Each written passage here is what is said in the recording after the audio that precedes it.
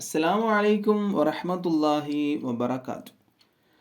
നമ്മൾ പാമ്പുമായി ബന്ധപ്പെട്ട വിഷയത്തിൽ ഒരുപാട് വ്യാഖ്യാനങ്ങൾ പറഞ്ഞിട്ടുണ്ട്. പാമ്പിനെ സ്വപ്നം കണ്ടാൽ, പാമ്പിനെ വീട്ടിൻ്റെ ഉള്ളിൽ സ്വപ്നം കണ്ടാൽ, കറുത്ത നിറത്തിലുള്ള പാമ്പിനെ കണ്ടാൽ, മഞ്ഞ നിറത്തിലുള്ള പാമ്പിനെ സ്വപ്നത്തിൽ കണ്ടാൽ, ചത്ത പാമ്പിനെ സ്വപ്നത്തിൽ കണ്ടാൽ, ഇതിനൊക്കെ വ്യത്യസ്തമായ വ്യാഖ്യാനങ്ങളാണ് പാമ്പുമായി ബന്ധപ്പെട്ട വിഷയത്തിൽ.